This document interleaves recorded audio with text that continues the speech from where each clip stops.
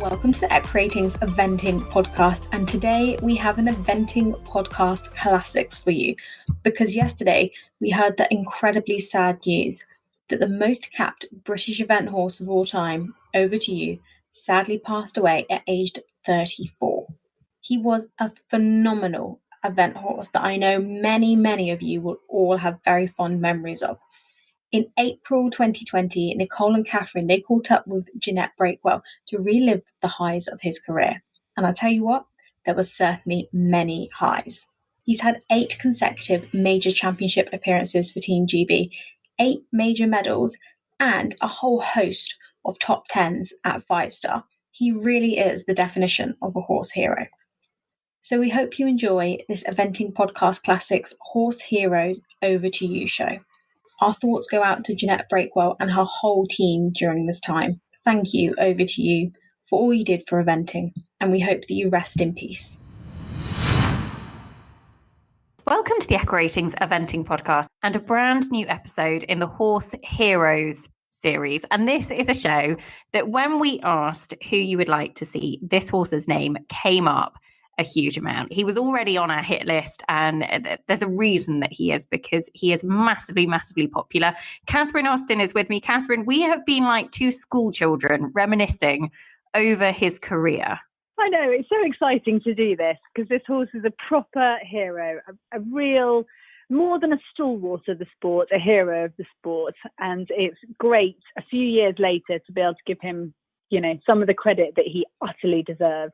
He really does. And actually, he's one of those horses that you always appreciated. He was great. And he did have moments that he got his own individual glory, which we will talk about as well. But he was an absolute stalwart for Team GB. And they are, one of the things that we're going to be talking about. It is, of course, Over To You. He represented Team GB on 8 consecutive championships, from the World Games in 98 all the way through to Blenheim Europeans in 2005. Didn't miss a year. And with us to talk about his career and his highlights and what he's like at home, Jack as he's known, is none other than his partner in crime for his career, Jeanette Brakewell. Hello. We are really looking forward to talking about this. We've already had a quick chat and we're all sort of a little bit giddy, I think, because he was, as I say, an absolute legend. He is 32 years young now. He is still going strong. He's with you at home. He had the odd trip out to events just to have a bit of a party on the lorry and visit shows in the last couple of years. But he is full of life and loving it, isn't he? No, he is. Just the other day, he was out in the field and decided he'd just have a bit of a canter and a buck around. And, yes, he's a bit stiffer and he's obviously 32, so he's not going to be like a spring chicken. But no, he's still loving life. He looks great. He's still got that sparkle in his eye. And, he's still top dog. Oh, well, he deserves to be top dog. Now, one of the things that I really want to kind of pick up on is his longevity as a team horse. He came to you as a young horse, so we'll go back to the very beginning first. But he came to you as a young horse. I think he was just rising 5. Is that right? And did he start out his career in racing? Well, yes. I mean, he was bought as a racehorse by the Clegg family up in Yorkshire, bought from Ireland. And that was his intended career. I think when they bought him, they thought this strapping 16-2 big magnificent horse was arriving, and it turned out to be this weedy 16-hand upside down looking ginger thing. And he wasn't quite what they intended, I don't think. And then on top of that, it turned out he got a heart murmur. Which I think is quite common with the thoroughbred and the racehorses. But it used to miss 2 beats and then beat 3. So I think it was seen as a flaw, and, we shouldn't put him into racing. My theory is he's got such a big heart, he doesn't need to beat so many times. So hence why he's lasted so long. How did he come to you, Jeanette? So I was working up in Yorkshire as a working pupil for a chap called Chris McGran, and I had a horse of mine there, Uncle Arthur, which I did juniors and young riders with. and Overture was owned by a client of Chris's who used to come up for lessons, and she came up for a lesson a few times with Jack. And I remember vividly Fiona, the girl that owned him. She'd been having a lesson, and apparently he'd reared up, hit her in the face. And I remember her walking around the corner in the tack room with a hand over her face and her face swelling up as I was looking at her. And she says, "I'm not riding that bloody horse again. You can ride it. It's way too sharp."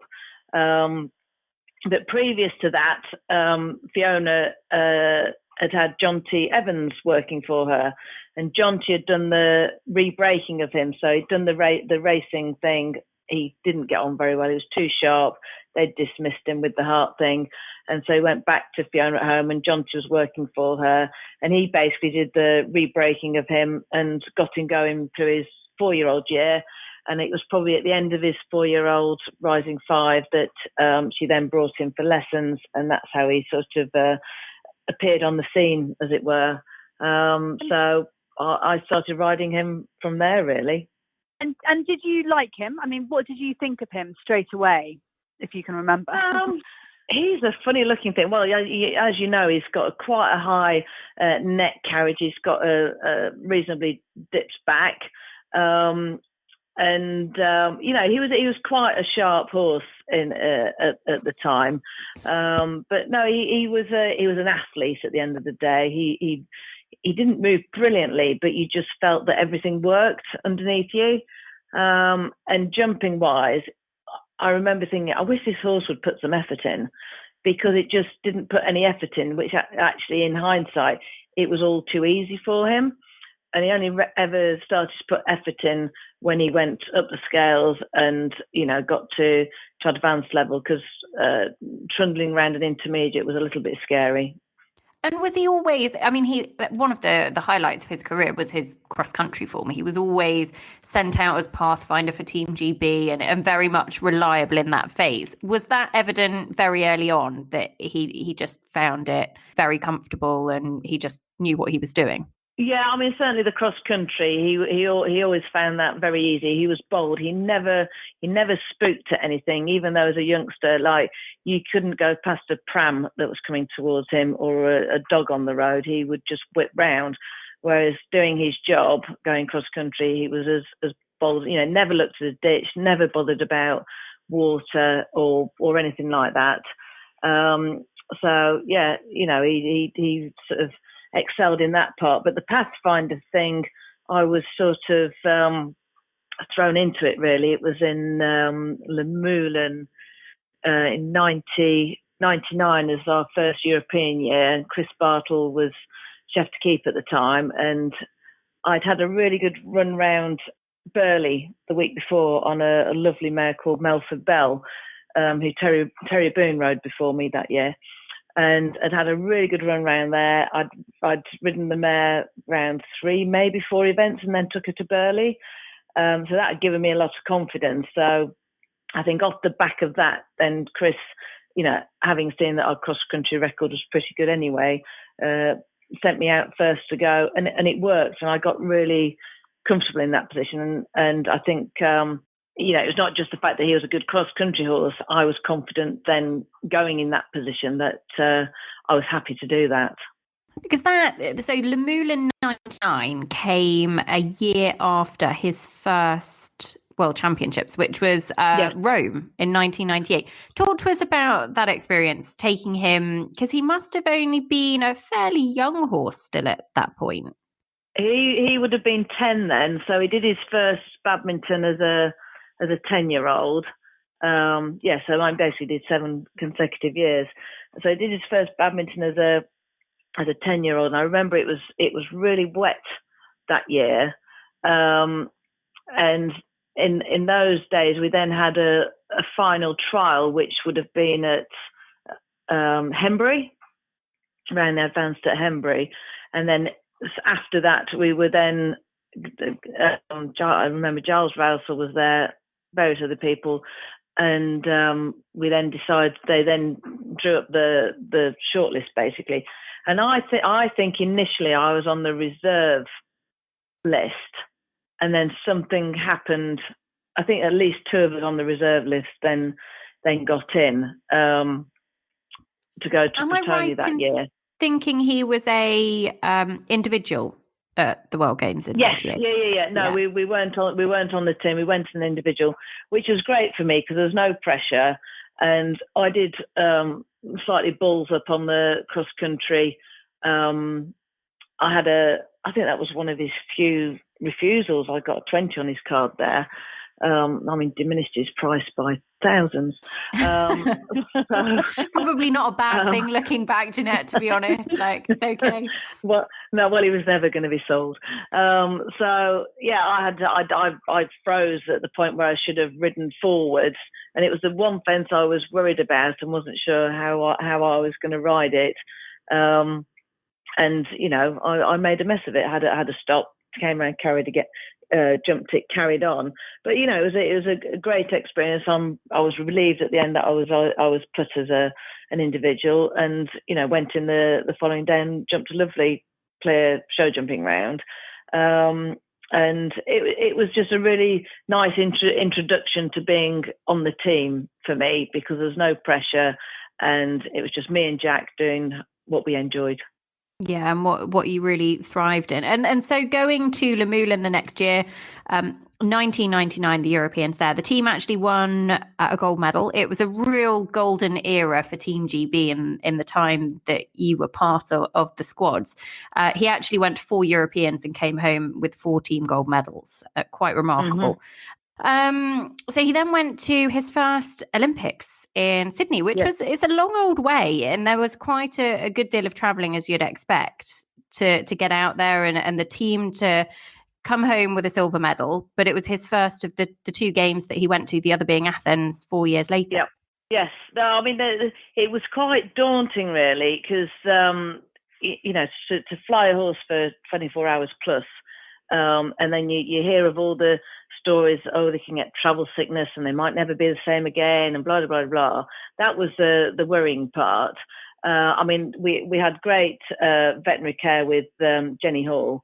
I think we were down at Worsley, Eddie Stibby's place, in quarantine, which was fantastic. It was such a wonderful place, and Eddie and Mandy's hospitality was second to none.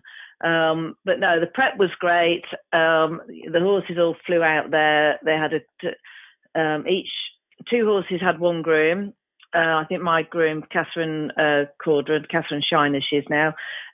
She travelled out with, I think it was Jack and Rocky were on the same, Supreme Rock were on the same crate together, and Catherine looking after them. But no, luckily all the horses travelled really well. There was no sort of incidents on the way over. We all got a phone call when the horses had landed, and it was just a relief that they'd got there. But then the riders were then flown up to the Gold Coast to collect all our kit before we then travelled back down to the horse park and to join the horses. So the grooms were left with the horses for 2, possibly 3 days, no more than that, to look after them, which was a massive responsibility for them, really, because some of them had to hack them out and do stuff, and but they all did really well, and we got to the horse park and pressure was off them, and we just got on with our jobs. What strikes me looking at this championship record of Jack's is the variety of cross-country courses he must have tackled, because Le Moulin, Sydney, Po, Jerez, they're all so different. What kind of cross-country course do you think suited him best? Well, it seems that he went well around any of them, really. I think there's not many courses where he got time penalties, and if he did, it was very, very few. I think because he is a very good galloper. He was quick away from his fences. He was quick to respond coming back to the fence. He always ran in a snaffle. So he was quite a polite horse. So occasionally I wish he would have, taken the bit and towed me into fences. But, he was pretty much sort of push button, as it were. The only time he was a little bit tricky sometimes was when you had to do the woeing, slowing down for the fences, where his neck would shorten a bit, but his body would keep going. And it's at that point you wish, I wish you'd taken the bit so that your whole body would slow down, but you'd stay connected to then keep the forwardness. But he was a cat-like horse. He had very good technique. But yeah, I do think the fact that he was fast at travelling between the fences and quick to respond, and a bold horse. There was not many things that I thought, oh, we're going to have a problem here. But there was a couple of fences where I thought that would not suit him. I'm going to go the long route, and I did do that a couple of times in his career. And he was so fast that you could do that, being a thoroughbred and being adaptable and adjustable and that sort of thing. Yeah. No, generally yes. I mean, the first time I did a long route was in Po. At the Europeans, it was a fence 4. It was early on. I was second or third to go, and it was climbing up a hill, the fence before the water, and it was just quite a narrow fence. It was really upright, and it was the sort of fence I thought, well, it's the sort of fence he would leave a leg on, and I didn't want to be leaving a leg that early on in the course, and I went the long route there. And I did end up with a few time penalties. That was the year that they changed the scoring format, and for every second you were over the time, you got 1 time penalty. Yeah. And you probably see from the results and the scores that the scores were more in the 70s and 80s, whereas originally they'd have been in the sort of 40s and 50s before that. And the only other time that I went a long route was in Athens. Towards the end of the course, we had to jump on a bank, and then it was a narrow. It looked like a pot type fence. Urns. Yeah. Do you remember that? Caught so many people out. Nicholson. Well, Hoy, yeah. Exactly. And if you think about it, those people that got caught out, so Nicholson, Hoy, and Heidi Antiquitas, she fell off there on that old horse. All those 3 were older horses. And I thought in my head when I walked the course, I'm not going to jump that fence. I'm going to go around, because I know he would probably leave a leg there. And in hindsight, the horses that did leave a leg were the older horses, because they get complacent, because they get a little bit overconfident, a bit cocky. So I justified myself there. One of the trademarks of his career, as we've already said, was that he was the pathfinder. Did you actually relish the going out, because you didn't get the opportunity to watch other people and to get those team sort of orders back? Did you actually relish that because you knew him and you knew what did suit him? I think because I knew him so well, I would walk the course and make my own decisions, and I was better off not knowing what had happened or what might happen. And the only time that I was not pathfinder was in Punchestown in 2003. 2003 Punchestown. I went second. Leslie Law was first to go. He went well. It was in the time we still had Rosen tracks and steeplechase, and at Punchestown you could hear everything that was going on, because it's in, it's on the race course there, and tannoys everywhere. And on phase C, I had to wait we were held at the start of phase C because there'd been an incident on the course with poor Austin O'Connor. And I then just started to wind up, and it just did not do my positive mental attitude any good at all, because I wasn't in the position I was comfortable with, and then all this went on and things weren't going well, and I was just so anxious, and I've never ever been anxious before, and got to the start of the cross country and still anxious. And I think we probably had to wait even a bit longer in the 10-minute box. It was longer than 10 minutes. Went off cross country and just wasn't riding as I normally would do. And then I'd had a fall coming out of the water. I jumped into the water, then jumped onto the step, missed our stride and tipped up there. But, we were fine. We couldn't finish the course. It was disappointing. But, I think we still won an team medal. He won. Yeah, you won team gold. So we got team gold. I can't remember if Pippa won the individual. I think she did, didn't she? No. No. Oh no, Nicholas Touzon. She got the individual bronze. Galon de Sauvière. Before that was WEG the year before, and that's what we really want to hear about. Oh, can we go back to Jerez 2002? Yes. No, indeed. That was fantastic. Because that was it was a highlight. And actually, he was a horse that gave so much to Team GB that it would have felt a little wrong if he hadn't come out of it with an individual medal. And with his own medal, absolutely. With one that was all his. And Jerez was that year, 2002. He took the individual silver. It was the year that actually Jean Toulaire won with Espoir de la Mer. And it was a notoriously tough cross-country track. Talk us through it, because it must be one of the key memories for you of his championship career. No, indeed. Absolutely. I mean, the course was, it was Mike Tucker course. It wasn't the hilliest of courses, but the hills that were there, i.e. the one before the water, and then the complex that followed through the water was... It just proved very challenging, and I didn't see a big problem with the fence, but I mean it was tough to ride. The ground was hard. I think there had obviously been watering, but the ground was firm. I think the chase was the chase course on the figure of 8. I think it was, which was always very confusing, but. It was a tough course, and I was so relieved to have gone early, got it done with. I think I was home inside the time, and Jack didn't mind the hard ground. He actually ran in any ground that you put him in, really. Having jumped the water jump fence, which was a real steep ramp into the water. I remember popping the little rail at the top, which was not very big, but if you had a horse that overjumped, you certainly got pitched forwards. And I remember coming down this steep hill, having jumped the little rail at the top, thinking, I'm in front of the movement here. And I remember crossing my hands on his neck to stop myself from going any further forwards. And as soon as we hit the water, I just picked his head up and kicked him through.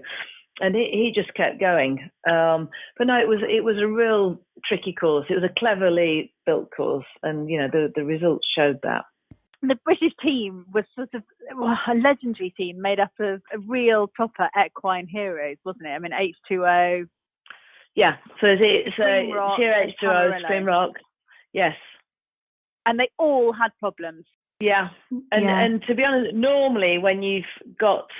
If you've only had one clear and the other 3 have problems, normally there's no way you're going to get a medal. No. And the team got bronze, didn't they?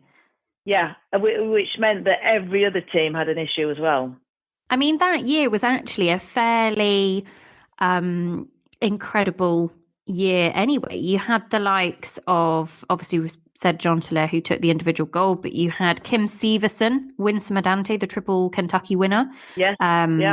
You had horses like we've said, Pippa Funnel, Supreme Rock, William Fox Pitt Tamarillo, Gormley, Karen Donkers, who was a superstar team horse for her for so many years, Tina Cook's Captain Christie.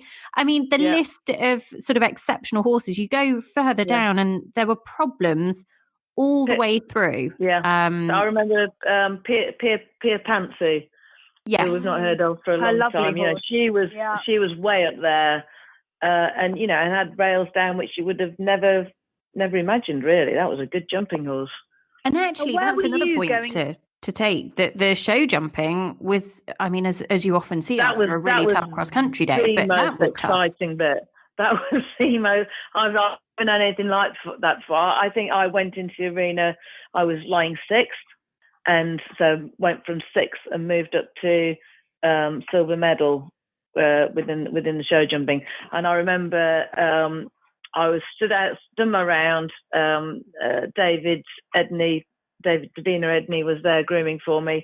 He'd taken Jack off to have a walk around, and I was stood with Kenneth Clausen, bless him, watching the rest of the show jumping, and each time a horse went round and came out, it was like, you've moved up a place, you've moved up a place, and Kenneth was nearly in tears. And then, oh my God, you got a medal. And then, my God, you've got a silver medal. And John Chilere went in there and jumped fabulous around. He did amazingly well. So yeah, came home with our own little medal. And what did that feel like? I think at the time, and I've seen photos and what have you, and I was obviously very happy. I looked a hell of a lot younger and slimmer, and I remember the feeling now. It was amazing. And my parents were out there, friends of family were out there. They'd had a brilliant time. They were stayed in this funny old place, which was full of character, and they really, really enjoyed it. So it was great. I couldn't have wished for any more or better, and I'll remember it forever, really. And actually, the following year, 2003, was Jack's best badminton performance, and you finished on your dressage score. And I think you were the only person to finish on your dressage score. Is that right? Possibly, yes. Yeah. No, I do think there was that. That was that year. And actually, that was the year that Pia Pantsu finished just in front of you. So you'd beaten her in Jerez the year before, and then she sort of knocked you down into third at badminton. It was the year that Pippa Funnell won with Supreme Rock as part of the Grand Slam year. Tiny fraction. Yes. Yeah, Pia. Yeah. It was all very, very close. I do remember that. So from there, obviously he was a master at badminton, really, because we're going to talk about his 5-star career and sort of the cherry on top of the cake a little bit later. But badminton, I think he went every year, every spring. He would do a championship every spring. Was it for 7 years? I think he missed 1 year. I think it might have been 2000 where he didn't go to badminton, where basically we were given a bye because we were trying to save the horses for Sydney. Okay, but did he? I've got that in my head that we missed the badminton because we didn't have to go. I mean, I don't think Pippa went with Supreme Rock. Okay. I don't think Leslie went either. And they saved them for Sydney. Yeah. But he was, I mean, we've just said he was third in 2003. He was seventh in 2004, fifth in 2005. I mean, badminton 2006, he was fourth. He had a whole host of top placings. Was it always somewhere that he went and he knew where he was and he knew, right, badminton? Oh, yeah. No, absolutely. And I think my first year at badminton, I was stabled in the Portcullis yard, the little yard round the back. And I'd been in that yard, I think I was there then the next year. And there was 1 year I was put somewhere different. And it was actually 2002 when I fell off at Huntsman. Huntsman's closed jumping that gate on a bit of an angle. That was the only year I wasn't in the Portcullis yard. And ever since then, I'd requested and made damn sure I was in the same yard. But despite having fallen off, the selection still, the selector still had faith in me and took me to Jerez, thank God. He'd gone 3/4 of the way around, and that was the first year that you weren't allowed to get back on and carry on. That was the first year that a fall was elimination. But that was my only sort of superstition about badminton. I had to be in that in the Portcullis yard. And of course, his many championship appearances meant that he didn't go to Burghley until when. Yes. Tell us how you ended up going to Burghley with him. Oh, which year was that? 2006.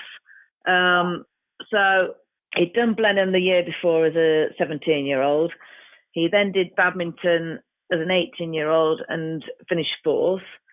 And it was the Worlds that year in Aachen. And having finished fourth, I thought, and Best Brit, I think. I thought, great, surely I've done enough to be selected. I knew that team policy was that really nothing over the age of 16 for the horses, which the year before, he was 17, he went to Blenheim. It was on home turf. There wasn't any travelling involved for an older horse.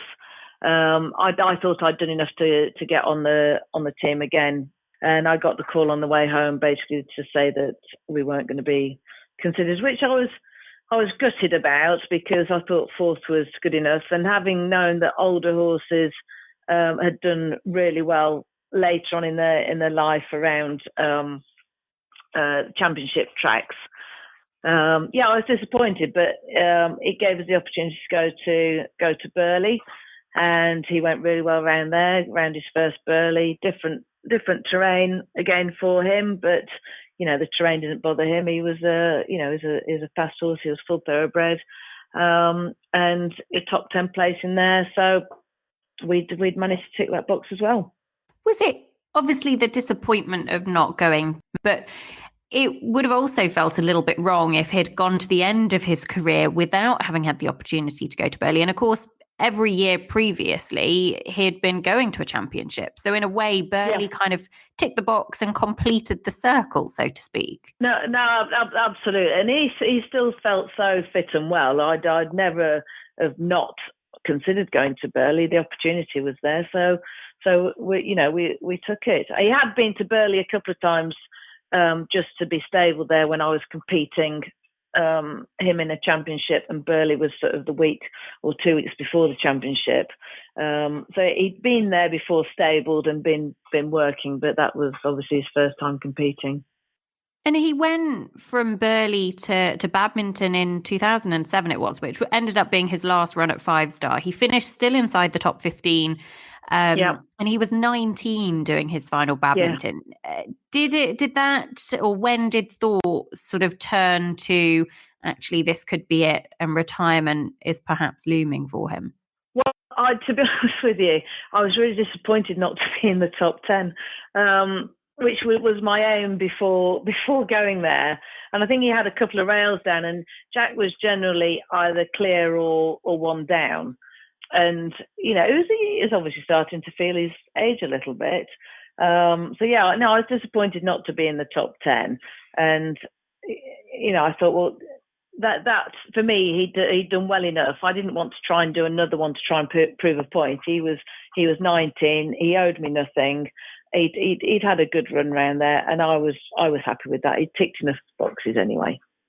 And he came out actually the following spring as a 20-year-old, but still had a happy time, didn't he? Competing in some short formats. I think Tattersalls 2008, so would have been 12 years ago, would have been his last international start. Yes, no, he did Punchestown. Not Punchestown. He did Tattersalls was his last run, and actually, whilst out there, we'd managed to get his breeder to come and see him, and she hadn't seen him since she sold him. So she then met him, Mary Letts. She then met him for the first time since, basically. I'm not sure, she might have seen him at some of the events, but we got her in the stable. We got a lovely picture, which is in his book, of Mary and Jack and myself in the stable yard at Tattersalls. So it was great that she could be there to see him. Did you know that was going to be his final event? I think I did, actually, because he did Chatsworth a couple of weeks before, and he was all right, but he just lost his spring. He actually started to feel older, and I just knew we couldn't keep pushing it.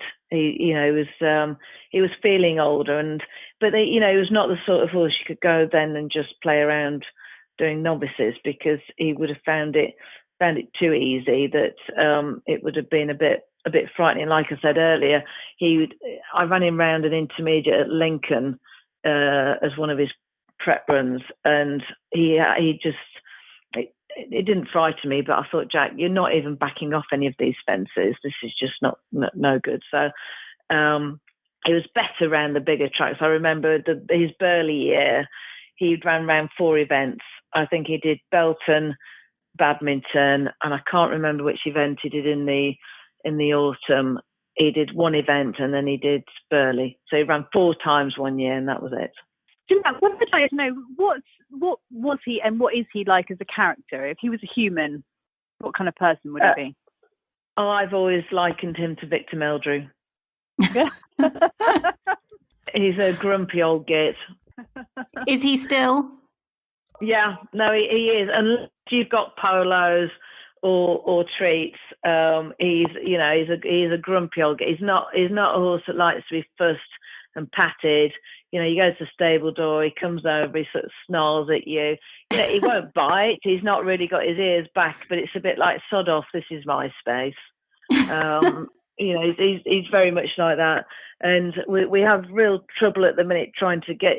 He's got cushions, so he's on his. I can't remember what the tablets are called. Presand, bloody expensive things they are. He's on those tablets, and he gets sort of 2.5 a day.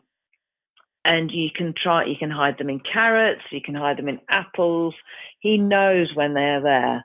So we've just got to keep trying different things. Bit of chaff and a bit of oil he likes one day in a scoop. And we've just got to try and keep killing him because they obviously don't taste very nice. I think they're quite bitter tasting things.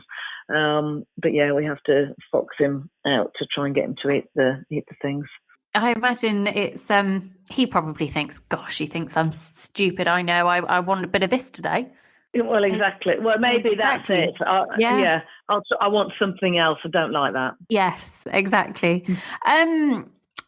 We've obviously talked about his sort of championship career, and I just wanted to put it into context because the number of medals he has won, I mean, the longevity of his career, particularly at that level, is remarkable in itself. But he went to 7 consecutive major championships from Europeans, Worlds and Olympics.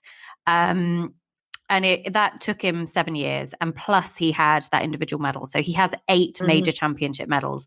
Now, for those people that are very familiar with eventing today, you know, the horse that everybody talks about, that we've spoken about on this podcast so many times as to being the real sort of legend of today is Le Biestatique Sam, also has 8 championship medals. So he is equal. Has he?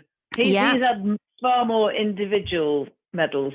He has, but he's finished his career on 8, so he's equal. He can't overtake him. Over to you on 8, and Le Biestatique Sam on 8 major championship medals. We've actually only found one horse that has more medals than him, and that would be Sandra Offorth's Opgun Luvo. Who has 9. Okay. Yeah.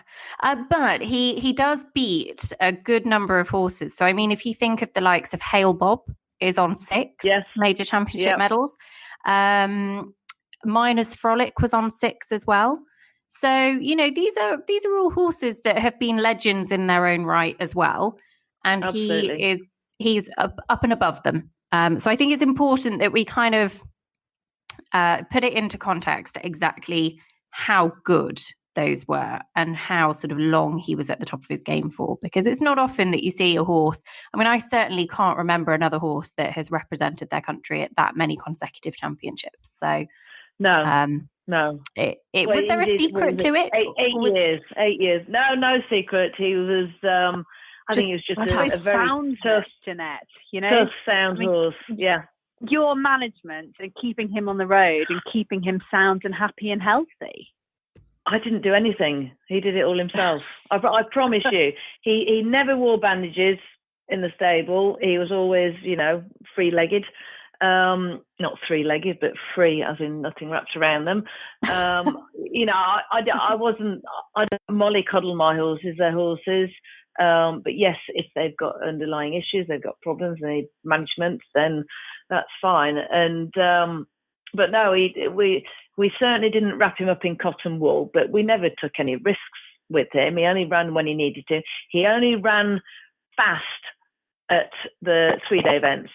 So if you looked at his one-day career, there wouldn't have been many times that I run him fast around a one-day event, because that was always the prep to then, because I knew he was fast anyway.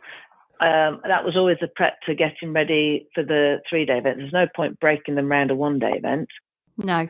And he was, I imagine if you say as well that he could be a little bit more sure of himself around those one-day events, that actually that if you let the handbrake off, it could be a little hairy.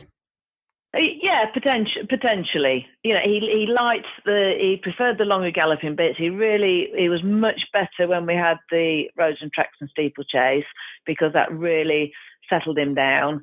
And being at an event, at a 3-day event where you got a couple of days to get ready for the dressage and get him settled and get him to know his environment, he was always better at the 3-day events, because you had more time to do everything and focus. Whereas the one-day events, it was a bit more on edge really. So yeah, the 3-day events were the best thing for him, and where he showed himself off the best. He really, really did. And I can't count. It is 8 consecutive years at a championship. I was saying 7, but it's 8, which is even more remarkable.